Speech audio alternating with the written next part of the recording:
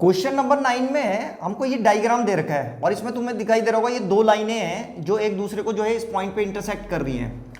और ये जो एंगल है थीटा, जहां पे ये दोनों लाइनें एक दूसरे को इंटरसेक्ट करती हैं, हमको एक तो ये थीटा निकालना है और दूसरा हमको क्या निकालना था कि ये जो लाइनें हैं ये एक्स एक्सिस से कितने डिग्री का एंगल बनाती हैं, पॉजिटिव एक्स एक्सिस से। तो मान लो ये जो पहली वाली लाइन है ये वाला जो है ये बनाती है कितना, ये θ1 बनाती है ये वाला। और ये जो दूसरी लाइन है ये पॉजिटिव एक्स एक्सिस है, इधर की तरफ है पॉजिटिव एक्स एक्सिस, ये मान लो ये θ2 एंगल बनाती है। तो हमें एक तो θ1 θ2 निकालना है और उसके बाद जो है ये थीटा भी निकालेंगे कि ये दोनों लाइनें जो है एक दूसरे को किस एंगल पे इंटरसेक्ट करती हैं।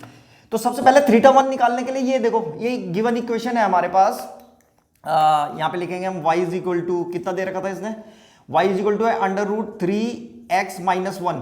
इसको कंपेयर करेंगे किससे, y is equal to mx plus c से, ऐसे करके। तो जब y is equal to mx plus c से इसको कंपेयर करेंगे तो m की जगह में कौन है यहाँ पे, तो साफ साफ पता चल रहा है m की जगह में √3 है। तो यहाँ पे लिख देंगे हम m इज इक्वल टू √3। और हमें पता है m की वैल्यू क्या होती है, m इज इक्वल टू जो है tan थीटा होता है इंक्लिनेशन एंगल। तो इसका जो इंक्लिनेशन एंगल है वो θ1 है, तो यहाँ पे आ जाएगा tan θ1, m is equal to tan θ1 और m की वैल्यू कितनी है √3। तो इसका मतलब ये हुआ कि tan θ1 इज इक्वल टू √3, ऐसे करके आ जाएगा ये। इस वाली लाइन का जो स्लोप है इसको m1 ले लेते हैं, थोड़ा अलग अलग रहेगा, इसके लिए m2 ले लेंगे। तो ऐसे करके लिख दिया मैंने, तो ये m1 आ रहा है, तो ये आ गया, ठीक है। ये m1 आ गया हमारे पास √3 और हमें पता है m1 को लिखा जा सकता है tan और θ1। अब ये θ1 की वैल्यू चाहिए हमको, तो यहाँ पे m1 की वैल्यू रख देंगे, यहाँ पे आ जाएगा √3 इज इक्वल टू tan θ1।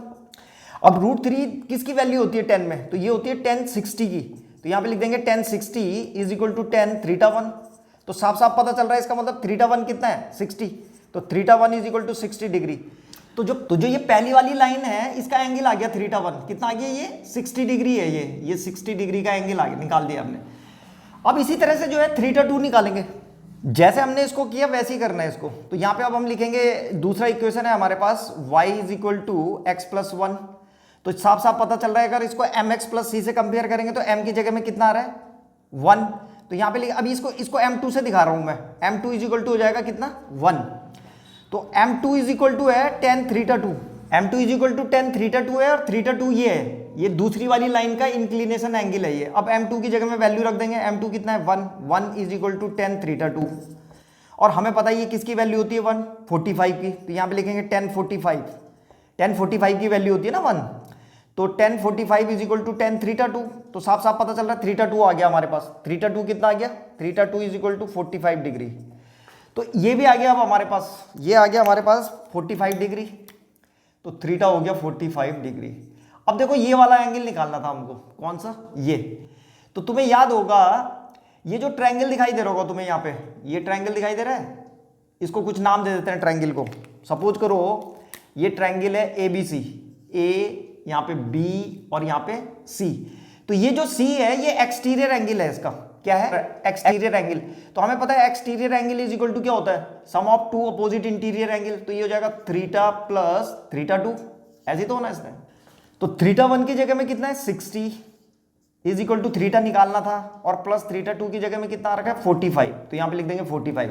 तो θ की वैल्यू कितनी आ जाएगी, इस 45 को यहाँ 60 से माइनस कर देंगे, तो 60 माइनस 45, तो θ इज इक्वल टू आ गया है हमारे पास कितना 15 डिग्री।